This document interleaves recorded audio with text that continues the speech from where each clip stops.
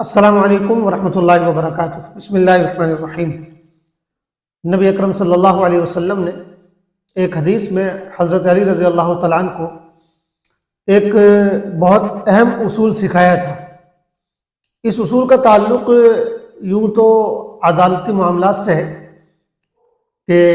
جب مقدمہ تمہارے پاس آئے اور دو لوگ اپنا مقدمہ لے کر آئیں تو فیصلہ کس طرح کرنا چاہیے، تو اس کا تعلق اگرچہ عدالتی معاملات سے ہے، لیکن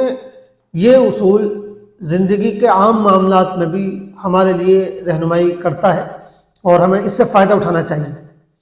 حدیث یہ ہے کہ حضور پاک علیہ الصلوۃ والسلام نے حضرت علی سے ارشاد فرمایا کہ اذا جلس بین یدیک الخصمان فلا تقضین للاول حتى تسمع من الآخر كما سمعت من الاول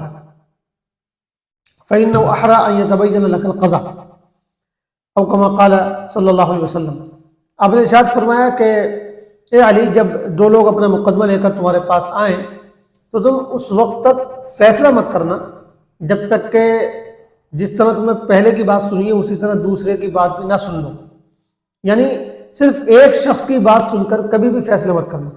بلکہ جس طرح پہلے کی بات سنی ہے اسی طرح دوسرے کی بات بھی سننا، پھر جا کر فیصلہ کرنا۔ ایسا کرنے سے فیصلے کی صحیح نوعیت تمہارے سامنے واضح ہو جائے گی اور تم سمجھ پاؤ گے کہ کیا فیصلہ کرنا چاہیے۔ یہ اصول جس طرح عدالتی معاملات پر لاگو ہوتا ہے اور عدالتی معاملات میں اس سے رہنمائی لی جا سکتی ہے، اسی طرح ہم اپنی زندگی کے عام معاملات میں بھی اس سے رہنمائی لیتے ہیں۔ بہت مرتبہ ایسا ہوتا ہے کہ ایک شخص ہمارے پاس آتا ہے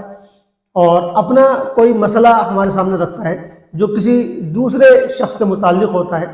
اپنی وہ کوئی شکوہ شکایت رکھتا ہے، اپنی کوئی بات ہمارے سامنے رکھتا ہے اس دوسرے شخص کے حوالے سے۔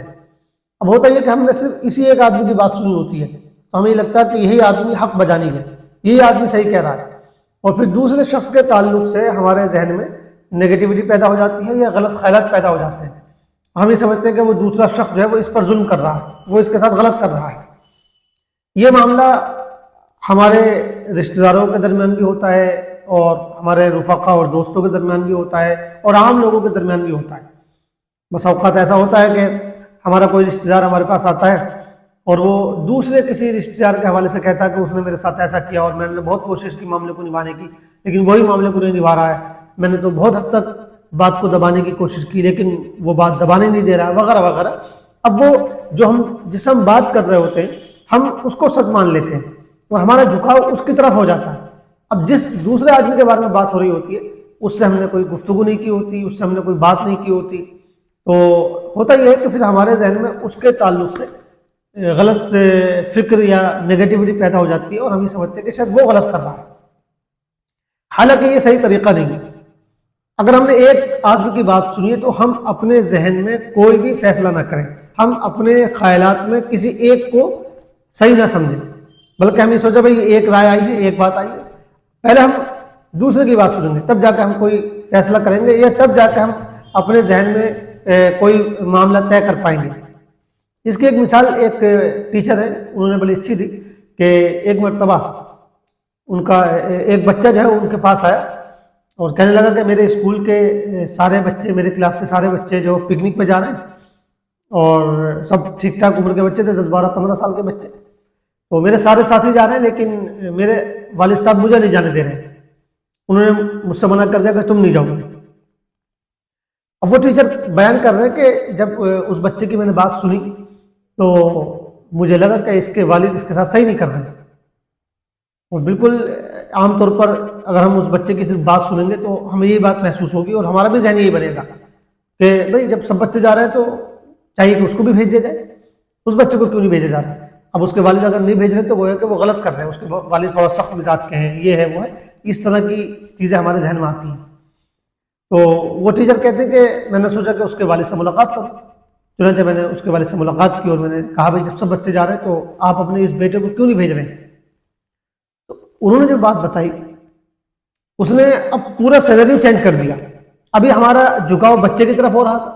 اور ہم والد کو غلط سمجھ رہے تھے، لیکن اب ایک دم جو ہے پورا سینریو چینج ہو گیا اور ایک دم جھکاؤ والد کی طرف ہو گیا۔ والد نے بتایا کہ سر بات یہ ہے کہ اس بچے کو ہارٹ کی بیماری ہے اور ڈاکٹر نے منع کیا ہوا ہے کہ اس کو جو ہے بتانا بھی نہیں ہے، اس کو بتائیں گے تو یہ مطلب اور زیادہ خطرے میں چلا جائے گا، اور دوسرا اس کو اکیلے بھی کہیں نہیں بھیجنا ہے، تنہائی میں بھی کہیں نہیں بھیجنا ہے، آپ کی نگرانی میں رہنا چاہیے کیونکہ کبھی بھی اس کی طبیعت بگڑ سکتی ہے۔ اب والد صاحب نے جب یہ بات بتائی تو وہ ٹیچر کہتے کہ بس ایک دم میرا ذہن گھوم گیا، اور میں نے کہا بھائی والد صاحب کا جو فیصلہ وہ بالکل صحیح ہے۔ تو اس مثال نے یہ بات واضح کر دی کہ کبھی کبھی ہم ایک آدمی کی بات سنتے ہیں تو ہمارا ذہن یہ بن جاتا ہے کہ یہ صحیح کہہ رہا ہے، دوسرا آدمی غلط کر رہا ہے۔ یہ حدیث ہمیں سکھا رہی ہے، یہ حدیث اصول بتا رہی ہے زندگی کا عام معاملے میں بھی، کہ کوئی بھی مسئلہ ہو، کسی بھی طرح کا معاملہ ہو، کسی بھی طرح کی چیز ہو، جب تک ہم اس معاملے سے متعلق دونوں لوگوں کی، یا اگر زیادہ فرد ہیں تو زیادہ افراد کی بات سن نہ لیں، اس وقت تک ہم کسی ایک طرف کو اپنا جھکاؤ، اپنا رجحان پیدا نہ کریں۔ یہ ایسی غلطی ہوتی ہے جو پھر آدمی کو بعد میں پچھتانے کا موقع بھی نہیں دیتی۔ تو بہرحال ہم دیکھتے ہیں اپنے سماج میں کہ ہمارے سماج میں جو ہے اس طرح کی چیزیں بہت دیکھنے میں آتی ہیں کہ ہم یک طرفہ فیصلہ کر لیتے ہیں، اور یک طرفہ ہمارا جھکاؤ کسی ایک شخص کی طرف ہو جاتا ہے۔ اس سے بچنا چاہیے، اور رسول اللہ صلی اللہ علیہ وسلم کے اس اصول سے فائدہ اٹھانا چاہیے۔ اللہ تعالی ہم سب کو اس پر عمل کرنے کی توفیق عطا فرمائے، آمین۔ والسلام علیکم ورحمۃ اللہ وبرکاتہ۔